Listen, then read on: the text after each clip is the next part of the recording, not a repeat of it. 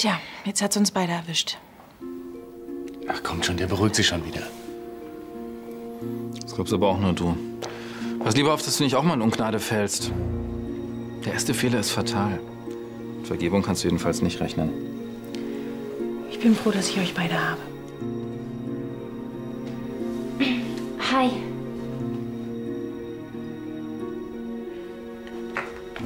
Wenn ich euch vielleicht irgendwie helfen kann. Vielen Dank.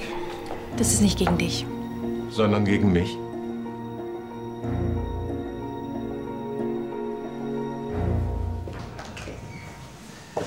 Danke. Frau Schneider. Herr von Beinbach, was machen Sie denn hier? Von Beinbach-Lahnstein, allerdings aber für Freunde nach wie vor Bernd. Woher wissen Sie, dass ich hier bin? Der Bruder hat's mir erzählt. Es geht Ihnen nicht so gut, ne? Ja, und nach unserem letzten Gespräch über Tanja, da weiß ich auch weshalb. Da wollte ich natürlich gleich nach Ihnen sehen. So weit hat sie mich gebracht. Sie dürfen sich nicht unterkriegen lassen. Ich habe tatsächlich geglaubt, dass sie meinen Bruder umgebracht hat. Ich habe ihn fallen sehen, ganz deutlich. Es war so schrecklich. Aber offenbar waren es nur meine Nerven. Wahrscheinlich gehöre ich tatsächlich hierher. Sagen Sie das nicht. Vielleicht gibt es ja irgendwelche Hinweise, die... Nein, nein. Ich habe ganz klar Halluzinationen. Sehe meinen Bruder in den Tod stürzen, der im nächsten Moment vor mir steht. Das klingt schon verrückt, nicht? Frau Schneider, Charlie, das klingt nicht verrückt. Das klingt nach Tanja von Anstetten.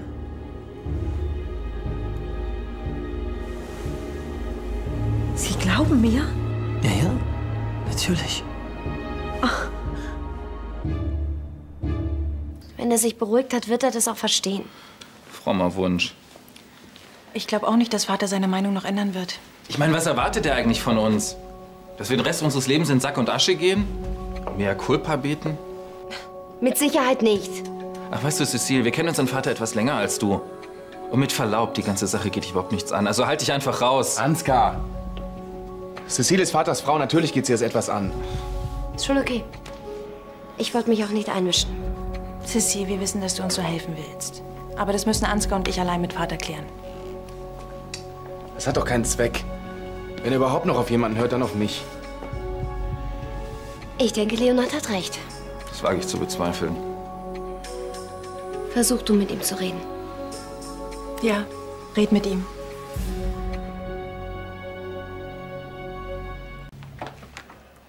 Ansgar hat sich doch nur auf diesen krummen Deal eingelassen, um dir zu imponieren. Als Krimineller? Ich bin beeindruckt. Vater. Beeindruckt hätte er mich durch Ehrlichkeit und Anstand. Wie Carla, ja? Was glaubst du eigentlich, warum sie dir jahrelang was vorgemacht hat? Weil sie Angst hatte, deinen hohen Idealen nicht zu entsprechen. Soll ich Feigheit und Verlogenheit besser finden? Hast du nie Fehler gemacht? Ich denke erst nach und handle dann. Und ich trage die Konsequenzen für mein Handeln. Ach ja? Und wie ist dann bitteschön Nico zustande gekommen? Wusste Mutter etwa davon? Erstens habe ich von Nico nichts gewusst. Zweitens habe ich sie auf Königsbrunn aufgenommen. Und drittens kann man das überhaupt nicht miteinander vergleichen. Weißt du was? Deine Selbstgerechtigkeit, die kotzt mich an! Wie kommt er dazu, sich einzumischen? Ich habe ihn darum gebeten. So geht's ja nicht weiter. Wir sind doch eine Familie. Schöne Familie. Feiglinge, Kriminelle. Du bist der integerste Mann, den ich kenne. Und dafür liebe ich dich. Aber du kannst wirklich nicht verlangen, dass alle nach deinen Moralvorstellungen leben. Was heißt denn hier Moralvorstellung? Ich kann dieses Verhalten doch nicht einfach durchgehen lassen. Merkst du nicht, wie viel du damit kaputt machst? Ich mache alles kaputt. Interessant. Carla wollte mir auch schon einreden, dass ich eigentlich an allem schuld bin. Cecile, ich hätte nicht erwartet, dass du mir auch noch in den Rücken fällst. Du denkst doch sonst immer über die Konsequenzen deines Handelns nach. Dann tu's auch jetzt. Ich tue nichts anderes. Willst du uns wirklich alle verlieren? Mit deiner verdammten Sturheit stößt du alle vor den Kopf, die dich lieben. Auch mich. Wenn du so weitermachst, vertreibst du deine Kinder. Und mich auch. Ich will euch nicht verlieren, am allerwenigsten dich. Dann lass es nicht zu. Carla und Ansgar haben mich zutiefst enttäuscht. Ich kann nicht einfach zur Tagesordnung übergehen, Cecile. Willst du, dass die Familie auseinanderbricht? Eine Familie hält durch Vertrauen zusammen. Was soll ich denn Carla und Ansgar noch glauben? Im Grunde kann ich mich doch nur noch auf Leonhard und dich verlassen. War dir die Familie nicht immer das Wichtigste? Jedenfalls hast du das behauptet. Niemand hätte mich so verletzen können wie meine eigene Familie. Wenn sie dir so viel bedeuten, dann versuch sie zu verstehen. Und gib ihnen eine zweite Chance.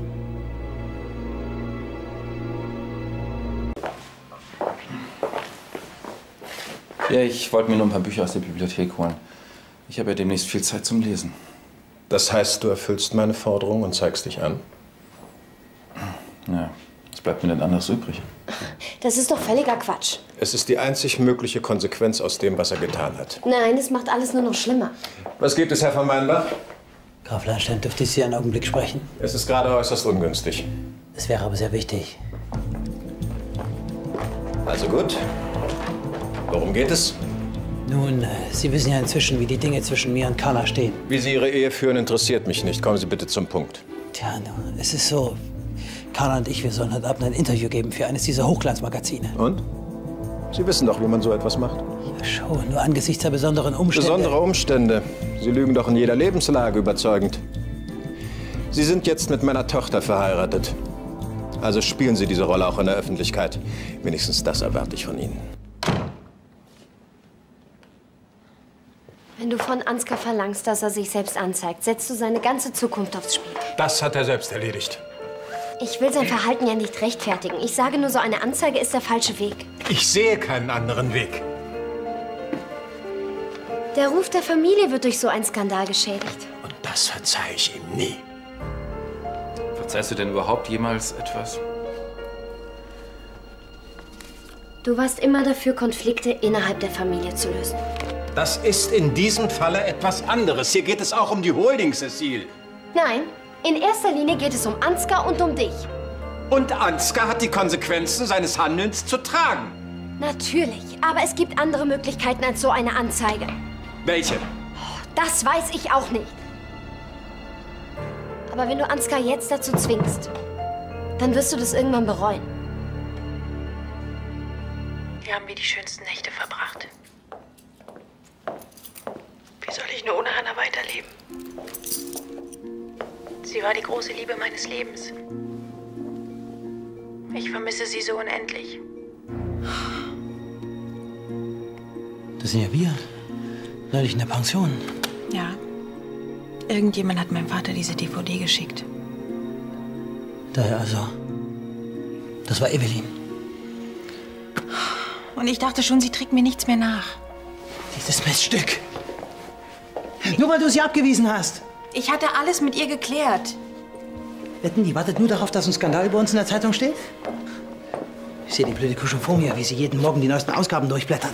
Aber den Gefallen, den tun wir ihr nicht auch noch. Oh Gott. Mein Vater hätte es nie auf diesem Wege erfahren dürfen. Pass auf. Wir liefern in der Presse heute die Vorstellung unseres Lebens. Die werden schreiben, dass den Omis vor Rührung die Tränen kommen. Was soll das noch? Mein Vater weiß Bescheid. Und alles andere ist mir egal.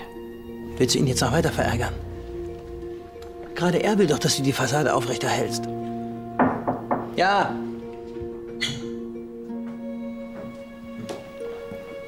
Gräfin, Ihr Vater erwartet Sie in der Bibliothek.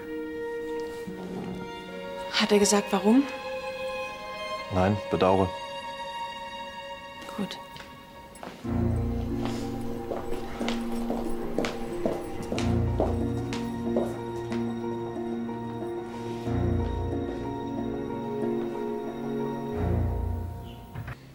Ich habe darüber nachgedacht, wie es weitergeht. Schließlich müssen wir auch in Zukunft miteinander leben. Ihr beide habt mich, jeder auf seine Art, zutiefst enttäuscht. Es tut mir leid. Dennoch seid ihr immer noch meine Kinder. Carla, was ich gestern zu dir gesagt habe, nehme ich zurück. Ich bin dein Vater und du bist meine Tochter. Was dich betrifft, Ansgar, sehe ich von meiner bisherigen Forderung ab. Eine strafrechtliche Verfolgung ist nicht im Sinne der Familie. Ich denke, inzwischen gibt es eine bessere Lösung, dich zu bestrafen und die Firma vor dir zu schützen. Die wäre? Carla, du kannst gehen, das betrifft dich hier nicht mehr. Leonard, bleib bitte noch. Graf Lahnstein, Frau Jones ist soeben eingetroffen. Sehr schön. Bitten Sie sie herein. Schön, Sie zu sehen, Frau Jones. Guten Tag.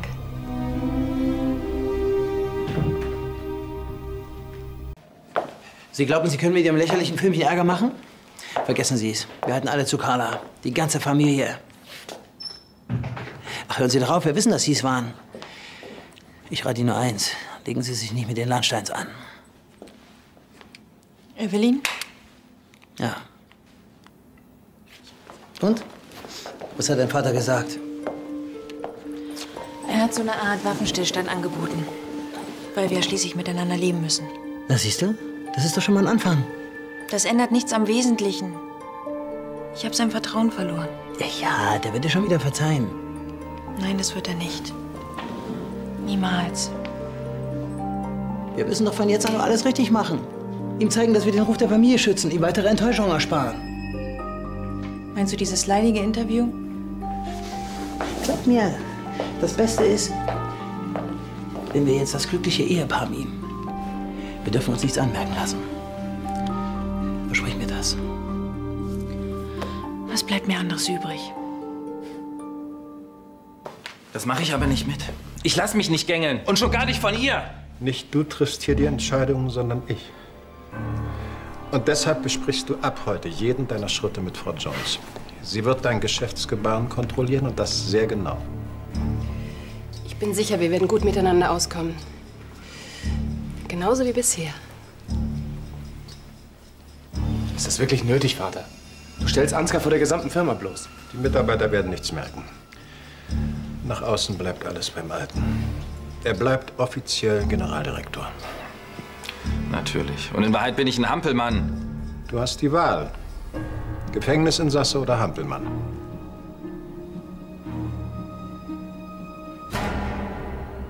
Das hier oder das hier? Das. Aber das hier steht mir viel besser. Vanessa, lass mir heute Abend die Männer in Ruhe. Hm? Spiel einfach meine brave Tochter. Soll ich dir das hier nicht trotzdem mal vorführen? Dann kannst du dich selbst überzeugen. Du nimmst das. Und bitte heute Abend mit dem Interview. Spiel dich nicht wieder in den Vordergrund. Es geht in erster Linie um Carla und mich. Keine Angst. Vornehme Zurückhaltung ist meine zweite Natur. Oh. Schön, dass wir uns verstehen. Ich weiß mich eben zu benehmen. Schließlich gehören wir jetzt zu den allerhöchsten Kreisen, Herr von Ballenbach-Lahnstein. Ja, das lasse ich mir auch von niemandem wieder wegnehmen. Da habe ich zu lange dafür gekämpft. Bitte? Ach, nichts. Ja, dann bis später.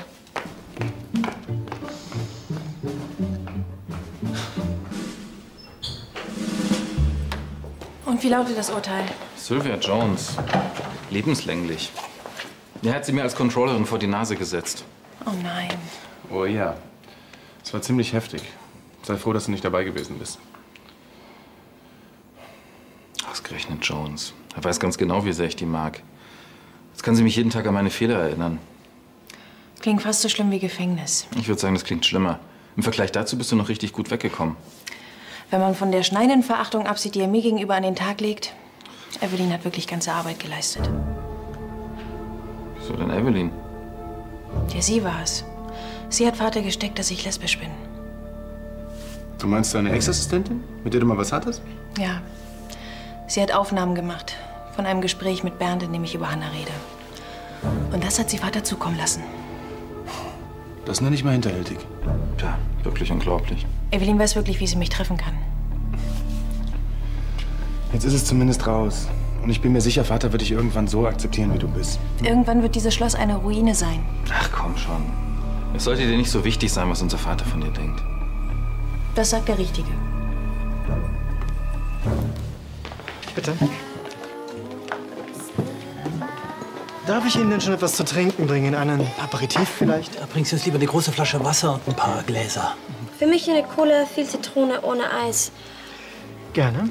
Ach, meine Frisur ist total durcheinander. Ich bin gleich wieder da. Alles in Ordnung? Sprechen wir zur Sicherheit lieber noch mal alles durch. Hm? Wozu? Wir präsentieren uns doch schließlich nicht das erste Mal als verliebtes Paar vor der Presse. Ich ziehe das schon durch.